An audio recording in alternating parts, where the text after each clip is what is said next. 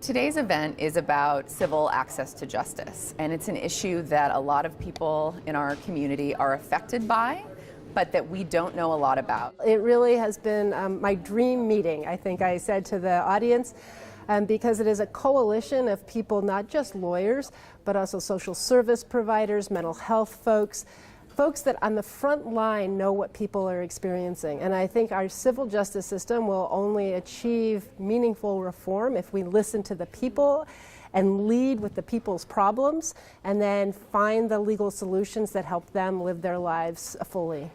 We tried to curate a group of people that work in almost every sector that touches civil access to justice. So mental health, education, social service agencies, criminal justice organizations, judges. So we tried to create a room to have this conversation where it wasn't just attorneys. In fact, it's only about maybe 50% attorneys and 50% non-attorneys, which is exactly what we wanted.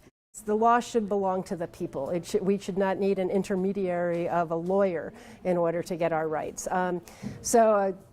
Arc of a career, for the last 5 years, I've had the privilege nationally of leading a network of over 2,600 justice system professionals, and we have about 32 different constituents. So the sort of obvious suspects of lawyers, judges, court people, legal aid lawyers, private lawyers, but then we have librarians, organizers, social workers, philanthropists, technologists, and we bring them all together every month in over a dozen national webinars to problem solve and figure out how can we put the user at the center of this problem. How do we get solutions that work for everyday people?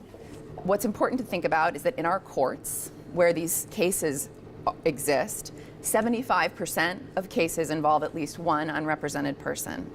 Most of these cases, debt, landlord-tenant, eviction, foreclosure, involve a corporation who's represented by counsel or a wealthy individual represented by counsel suing someone who's low income or down on their luck and doesn't have counsel. And that's the reality of our state courts. Before entering law school, I had this idea that a lawyer could have a nonprofit firm and charge a sliding scale based on people's income. And I didn't know if that was really a thing, if that existed, or if people were doing it. And then I came to TU Law and I took Professor Carpenter's clinic, and I learned from her so much about not only that sliding scale thing, that's a thing, people do that, but also just beyond what regular full scope services can provide, the solutions that need to happen in our community so that people can solve their legal problems or understand their legal problems. So for me, it was really just about her leadership and her guidance, getting me involved in this whole world that people just don't know about. And it affects all of us, almost all of us in some way, whether it's us personally or someone that we know and love. So civil justice issues are definitely something that I want to work on beyond just being a law student. There's such a dramatic need, and people aren't addressing it. We don't realize that 98% of cases happen in state court, and yet lawyers are trained in federal court to practice in federal courts. And most people don't ever go there, and I just find there to be such a dramatic need for state court. Just anyone just walk into that building, and it is impossible to navigate even when you know where you're going. And that is where the average Oklahoman, the average United States citizen has to go, at least once in their life.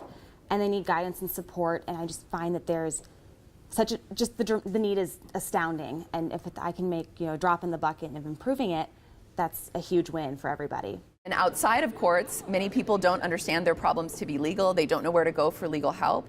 So these are the sort of problems. And so today's event was an attempt to bring together people from across our community. We have service providers, we have we have first responders, firefighters, we have people from the courts, people who are involved in all aspects of our community, and we're trying to bring together a broad coalition of folks to start a conversation about how we can solve those problems.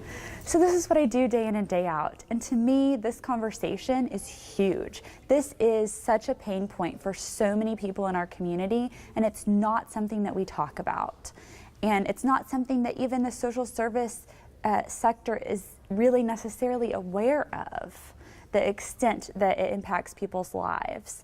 And so this conversation is the start.